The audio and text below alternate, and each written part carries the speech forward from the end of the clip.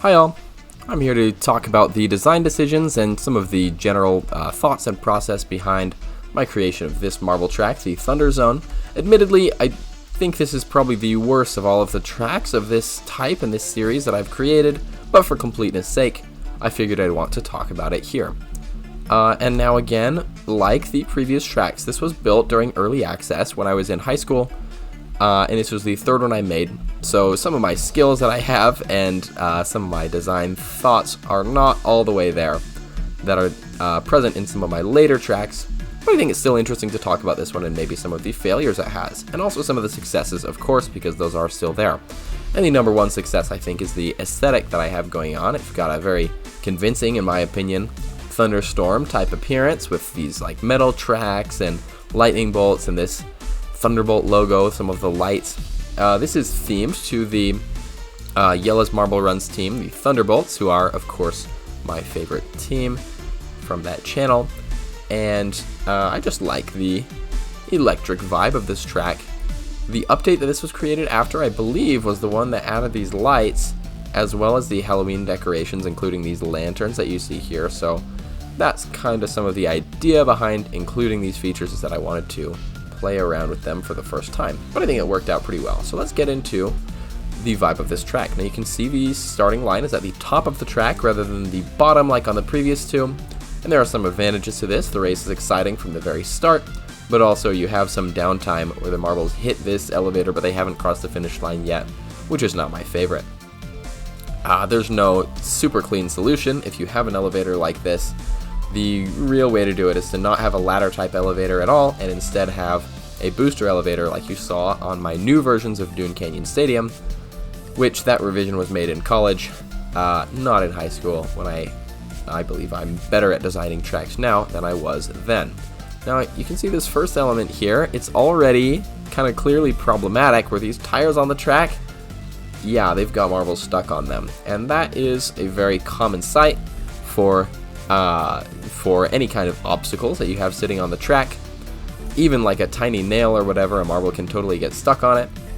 And we even saw that with Snowball getting stuck in the previous race. Looks like that's pretty unlucky. That happened once again to the same marble here. So I usually try not to have this kind of static obstacle on the track just because it has that potential of marbles getting stuck and not finishing the race because of that. We got this little turn here with the lights on it, which is exciting. Maybe a little hard to follow the race. Oh, marble fell off. I don't even know how that happened. 2. Okay. It's pretty bad. Again, with the lights, we have a bit of a lightning bolt coming down from the gray clouds up above. Pretty exciting. Some of these sections, a couple more obstacles, but these are maybe more the kind that are less likely for marble to get stuck on, especially these ones on the side. I do know it's very possible to get stuck on the tip of this triangle, so I usually wouldn't even put that on. But, you know, it still functions alright. We're coming around here to this bit, which looks like a lightning bolt with that lovely shape right there, which is a little exciting. Some more minor obstacles on the track. That's a bit of a passing opportunity, to be sure. Besides those, the main passing opportunity, like besides the turns, where it is technically possible, is going to be boarding that ladder, which is, again, something that I really want to avoid. And then we come down to the cannon, which is a bit of a Mario Kart type element. Like you would see on one DK Summit or what have you. But yeah, the cannon, you can see there's kind of marbles floating around in the area the cannon's shooting from. You can see it kind of uses these, if I turn on C invisibility, uses these kind of invisible boosters to launch the marble. And I have this tube to contain the marbles as they fly, but it's not built super well. You can see there's a gap on the top. That might be where the marbles fell out earlier, or perhaps at the exit of that tube or somewhere else. I'm not really sure where that would happen, but yeah, the landing from this cannon inside that tube, it's very common for marbles to roll back into the invisible tube and get clogged there. That is another way marbles can pass each other, I suppose, but it does look bad, and ideally that wouldn't happen, I think. Then we come around to this last little section with the turn. One final U-turn into the ladder, and that is the end of the track. Whoop, don't want to fly outside of our little box here. And yeah, it's not great. You can see another marble fell out over there. They are all falling out just in this short time when I'm showing you what's going on. I probably could look into that and fix it, but I just don't think that the rest of the layout has any particular interest that I'd be salvaging with that.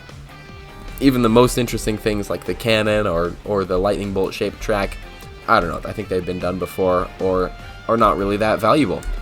So I don't think I'll be doing an update like I did for Dune Canyon Stadium, as well as the later track. I'll be showing off Love Shuttle. But anyway, let's delete these marbles and we can show off a race so you can see kind of what I'm talking about with that. We might see more marbles getting stuck, maybe on those tires or further down. Yep, Submarine is stuck, and Payback is not quite stuck. That's pretty good, but Payback is way well and far behind, so we'll see if he can make that up. Metal was in the lead. Titanic and Snowball have passed. There might not be enough checkpoints on this track as well. Looks like Snowball got ahead of Titanic. That's pretty exciting. I do like having some pass sections. I don't think this is a totally terrible track, but yeah, there's Snowball stuck on a triangle, like I said could happen. Luckily he got dislodged, but yeah, we've got Dawn in the lead now. And the angle on this elevator does mean that marbles will have an easier time getting onto it, as well as it looks like, yes, there's a small booster, so we don't have as many problems. And oh, I think I see where those DNFs were happening. It is the mounting of the elevator. Would you look at that? But yeah, it looks like Dawn is in the lead here, and just after one lap, Snowball and Titanic are here, so Carl, Submarine, let's just see who's able to finish and how many DNFs we had after a single lap. The pack is pretty tight, as there aren't any super differential sections in this race, which is one nice thing, that it does stay competitive throughout as long as you finish the whole race. But yeah, we're probably going to hit the DNF timer here soon. Yep, look at that. Cherry Bomb, Carl, and Submarine. 3 of the 12 marbles did not finish after one lap. That is not ideal, in my opinion. Anyway, that's how I made my worst racetrack, and hopefully you guys can come back to see something better. See ya.